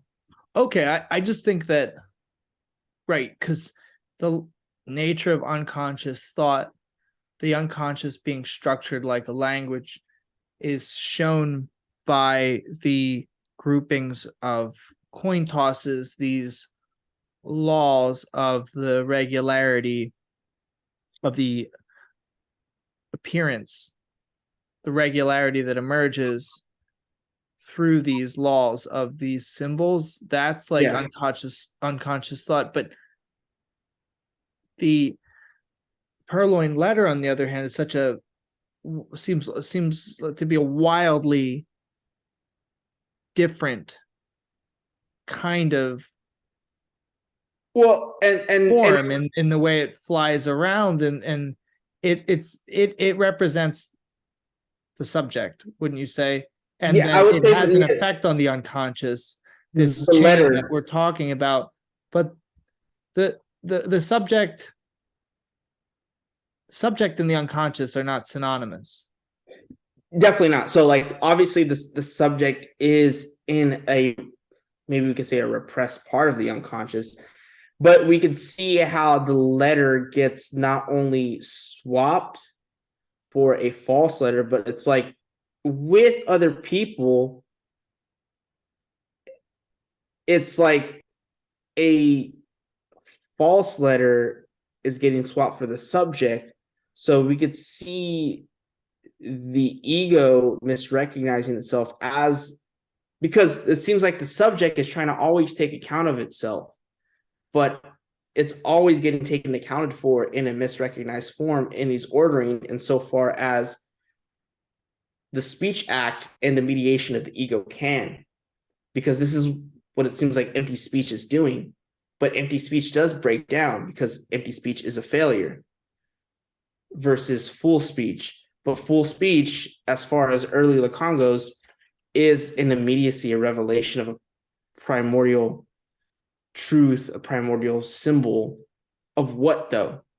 And if we go back to Freud's dream, it seems like full speech is kind of getting at a language which is contradictory. It's full of puns, it's full of witticisms, it's full of slips of the tongues that the ego doesn't mean in these Right. conversations. So think about it this way then. It's like you have this sort of superimposition of these different matrices of orders, a law-abiding order of the appearances of ones and twos and threes based on these coin tosses. These are all structures of the unconscious. In the case of the Purloined letter, all of the unconsciouses of the characters, as he says, crisscross. Yeah. These games of Hunt the Slipper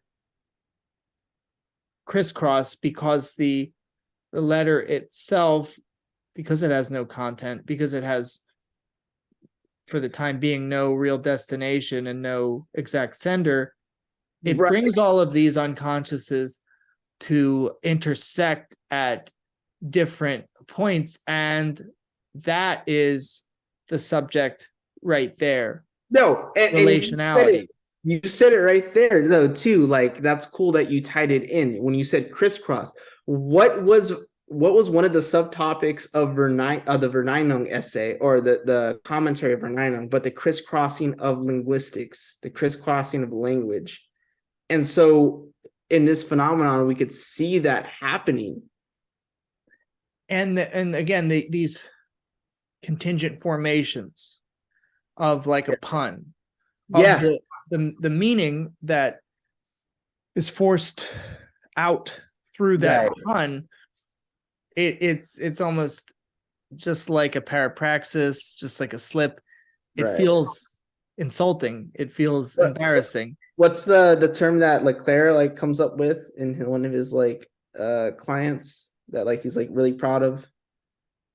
Poor jelly. Poor jelly. It's the okay, so this is my example of for that. It's like with poor jelly, it's like the final ultimate signifier, the true signifier of your desire is always something really dumb and nonsensical, that it's not this grand vision. It's like, have you ever seen that episode of South Park? It's an earlier one where they meet God. Yeah. And he's like this little purple monster. And like, Mr. Garrett's he's got like a duck bill or whatever. he's got like, he's got a duck bill, and he's got like a snake's tongue that's just like flicking in and out. And he's like, hello, my children, I am God. Mr. Garrett's like, that's God. Yeah. And he's like, you can ask me one question. And I think Stan is like going like hormone therapy or whatever, and like has breasts. And he's just like, when am I gonna get my period? He's like, my child, boys don't get periods. And that's like the one question they get to ask God. Yes, I forgot it. That's an old one. It's an old one, but it's hilarious. That's like what poor jelly is, or that's what the ultimate signifier is. It's just like, that's God. That's the ultimate revelation. It's like this. It's like a slap in the face, like I'm such an idiot, or just like fuck, like I like was so amped up about like this most mundane thing ever. It's just this weird, like, I don't want to say condensation necessarily, but it's like condensed syllables almost that just form this weird navel of the dream or whatever, but it's not something so dramatic. And I think we really got somewhere here. Breakthrough. feel like Fucking Leclerc with that poor jelly. yeah, that's some hot shit. You know, if Lacan's like, yo, all right, you killed it. Yeah, you I killed it. He's like, all right, I've bullied you enough, but it's made you better. Yeah, so damn, what about this like feminization? He keeps emphasizing that the letter undergoes a feminization, it enters into a narcissistic relation. I Well, thought you, Andrew, would have a lot to say about this. and that's what I was asking about, because with the whole thing of the queen, if there's a feminization, I want to say that it has to deal with it taking account of an image, or like undergoing like itself as a body.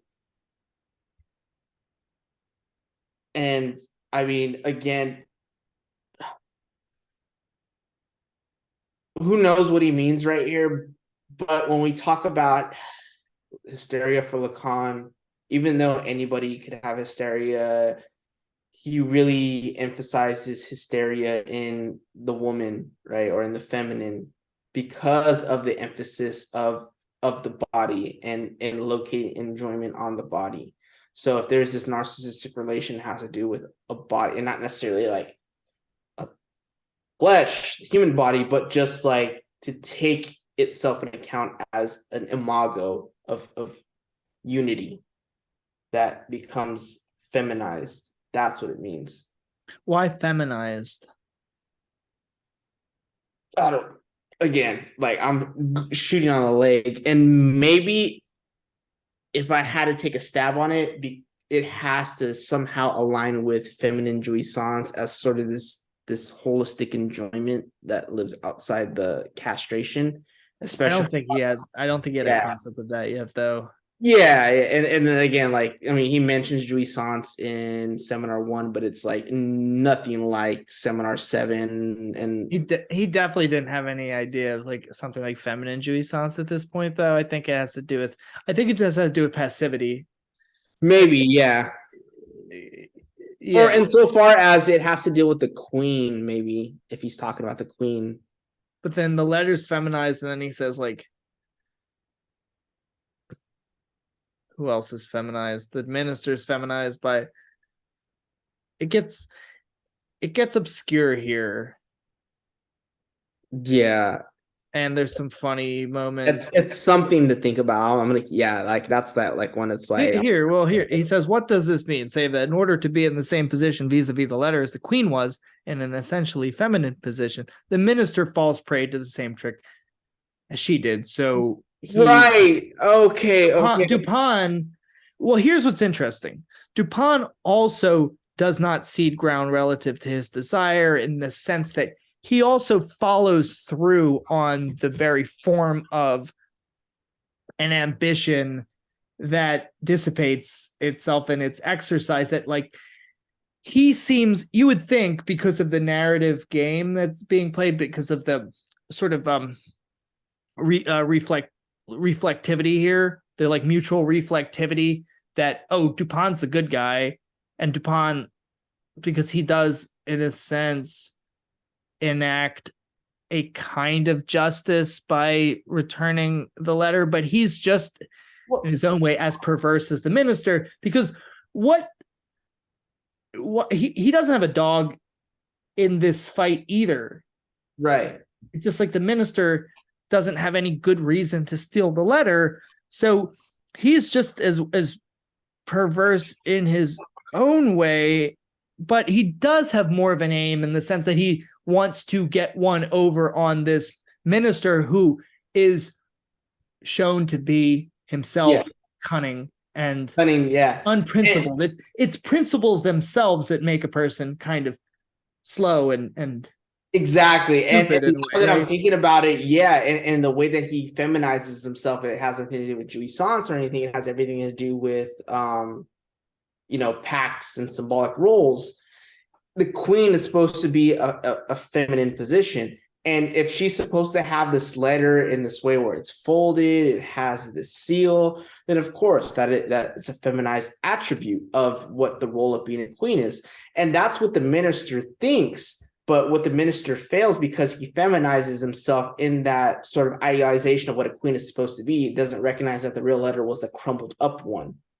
And so that's where Dupin gets one up on him, because he doesn't see ground relative to his desire.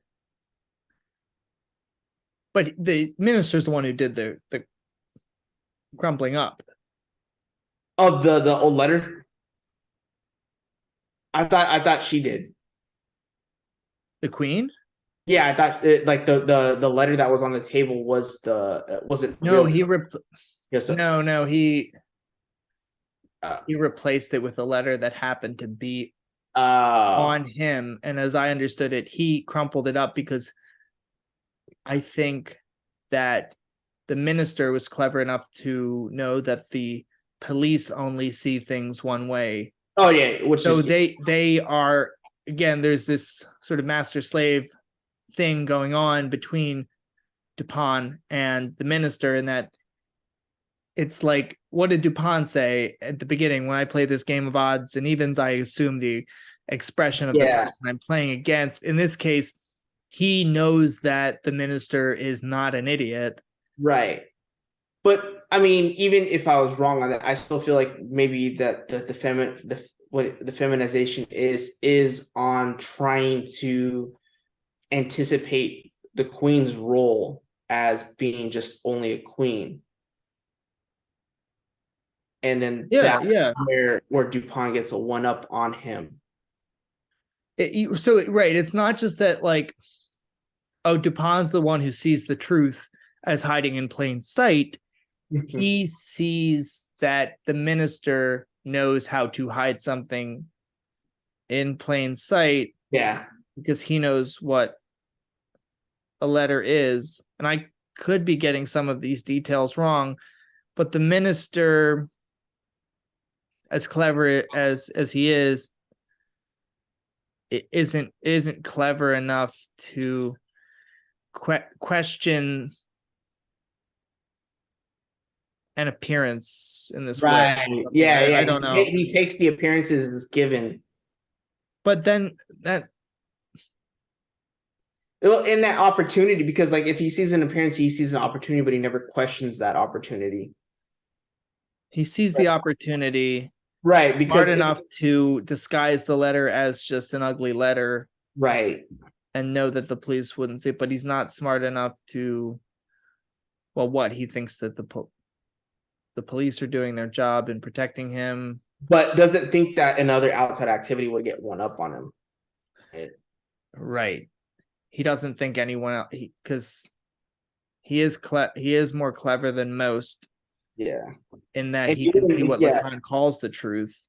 He knows that one doesn't like have to go into the depths to see the truth, but because he's convinced of his intelligence, right, the rest of the world is idiotic. The other thing I wanted to point out was that what, in a sense, brings the story to its conclusion, an important detail that Lacan points out, is that the prefect cuts him a check. Yeah. Right? And that ends the sense of symbolic debt. Yes, yeah. To relieve him of the bad mana, as he says, of coming into contact with the letter, because only money, in a strange way, right, can stop that cycle. Right, and he says it has nothing to do with price, but everything to do with debt, right? Which is the main thing. And that has to deal with his understanding of Marcel Mauss's notion of the gift and debt. It's like it has nothing to do with just the value of the thing, or if the thing has a price, the gift, but that's something that what I exchange leaves open a debt to be filled, right? Right. Which is that pact too. It's part of the pact, yeah. And so, like, psychoanalysis, this exchanging of words, and on the one end, one person just speaking whatever is on their mind, because that is what is, that's pretty much the foreground. That's the structure of analysis. As soon as you walk in the office, is or the clinic, it's whatever's on your mind. And so you do that, and the person is listening, the analyst is interpreting and listening. And in that exchange, the payment kind of seals that debt. It's like that third other that says, all right, well, you said this much, you've listened, and you interpret this much. And on either side, it could become asymmetrical. There's no evenness. Oh, what seals it off? Payment. Right. Exactly. You Exactly. didn't, well, you spoke this much. Well, how do I know you didn't interpret or listen to like this rival? Payment. Cream. Otherwise, now I have to figure out a symbolic way to relieve myself of the debt that I've incurred in confessing something, or to make up for the wound I feel like was inflicted by the fact of being ignored. Right. Yeah, no, definitely. Yeah. And like even after that session that you paid, it's like, well, even if you feel guilty or like you feel like you said so much that you didn't recognize and you feel like shit, it's like, well, I realized that I didn't say enough or I said too much and I need to go back. Or you could be like, what the fuck did I just pay for? Yeah. What was the point of that? What did I pay for? Yeah. That wasn't worth it. Like, but even then, that question is analytically charged. Yes. Let's say. Right. No, yes, exactly. Because like, you know, what is analysis, you know, on the level of being a patient? There's so much more we can say about this. I think we should try to wrap it up, but there's still, I hate to leave any stone unturned in a sense, but maybe we could just end it. Well, I just want to make sure that we get up to the best part of this. The best part. That's what I think we both have the same thing in mind. It's fire. It's one of the best lines ever. And the fact that he said it at Leclerc, I feel like Leclerc was probably just sitting there. I just picture him like slurping ramen noodles or something. Nah, man, he's eating pork jelly. Eating pork jelly. Nice. Yeah. Or what was the meme? I forget that dude's name. The bodybuilder that died, the all tatted up one. He's like super fucking swole. Oh, that's the meme you made. I don't know what that guy's name is. I forget his name.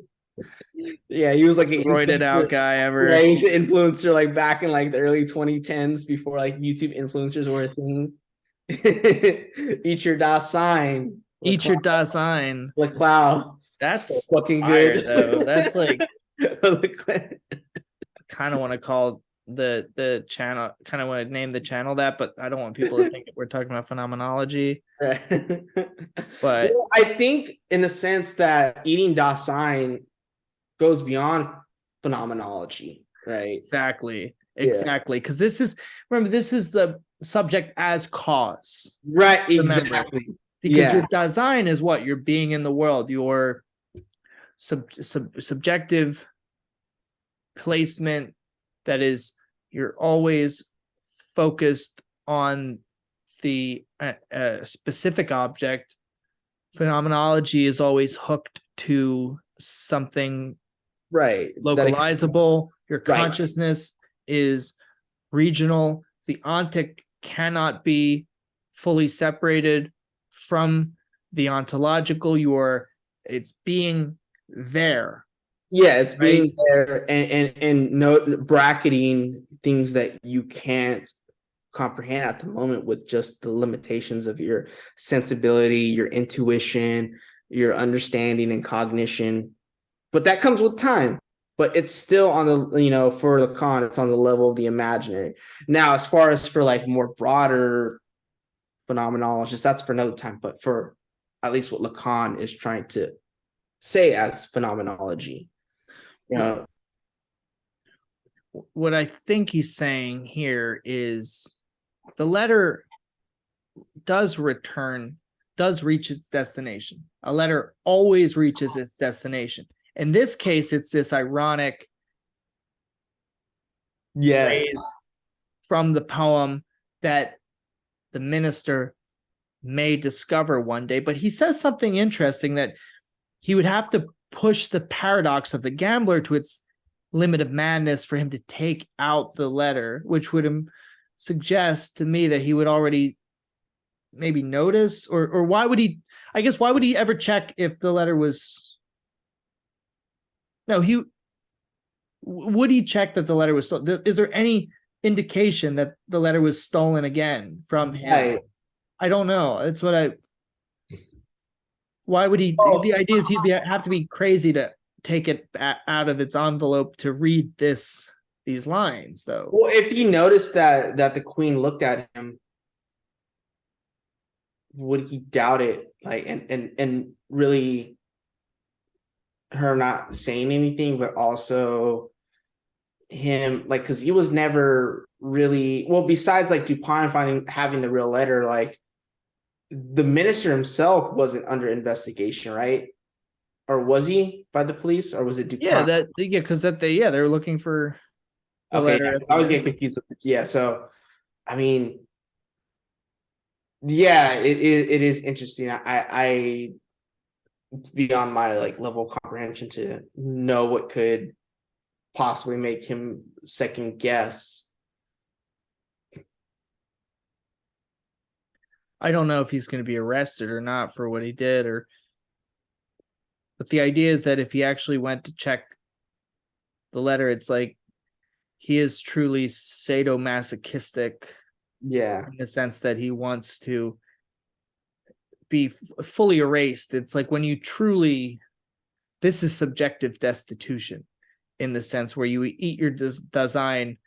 I don't think it's too much of a stretch to say is a kind of subjective destitution, in that, as he says here, your design has been completely detached from any inscription in any kind of order, including that of intimacy, that of his desk. These are the localizable objects that consciousness fixes on, that of his desk, his table. It really is only if it's the case he'll have to drink the bitter cups to the dreg.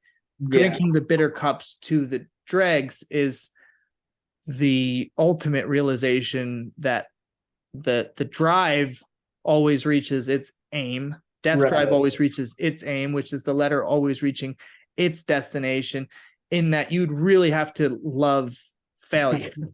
You'd really have to, and everybody is curious to, I don't know, read a hateful YouTube comment or something like that to, to have that experience of like being erased in the moment. And when you read the letter, when it reaches its destination, it destroys you. Yes. Exactly. No, yeah. I like that. It's fire. Like eat your design is fire. It's like and in 2 paragraphs he really does go beyond Heidegger in this sense, because it's like, you're right. You're immersed in the imaginary reality of the desk and your table, and yes, consciousness isn't just these Kantian faculties in the abstract, but if we apply them to the quote unquote stuff of reality, because there is something like reality for Heidegger, then we bring out the true parameters of these faculties in their transcendental schematism. And we should be fully focused on the transcendental schematism. But as Mikey points out, fantasy is a transcendental schematism. And when you traverse the fantasy, you eat your design. You're no longer inscribed in any kind of order. It's poof. Yeah, exactly. Especially since that is taken into account in the 7 Veils. Was it a Plague of Fantasies? Is one of the 7 Veils, the transcendental schematism. So maybe to wrap it all up, unless you have some final words here, we could write all of this with small alphas, betas, Gammas. That's the next male to drop, by the way. Yeah. Gamma male on the Gamma way. male. So as a sigma lives alone, the gamma is important because the gamma males learn how to eat their dot sign. Exactly. And you can find out more about this at gammaacademy.com. We've got a 30-day plan for you. First 30 days are free. We're talking supplements. We're talking video tutorials. We're talking penis lengthening. We got it all. Consciousness elevating, confidence strengthening. Yeah. We got your back. And Gamma Academy. Y'all alphas are out there taking freaking creatine, tren, TRT, but us gammas, we are supplementing off of poor jelly. So that's our supplement. How many how many dudes like right now just like eating oatmeal, never read Lacan, but just like oh, let's see what he's about. Oh shit, alphas, betas, see? He knows. The gamma? What's the gamma? Gamma males. Anyway, everything which could serve to define the characters is real, not capital R real. Qualities, temperament, heredity, nobility has nothing to do with the story. That's their symbolic mandates fall away. At every moment, each of them, even their sexual attitude, is defined by the fact that a letter always reaches its destination. April 27th, 1955. Booyah. April 27, 1995. It was a riot on the street. I'm just kidding. 55 to infinity. Yeah. Lacan. Yes. And with that, we salute you. Eat your Dasein. Dasein. Remember, don't go without it. Eat that shit. That was a good episode.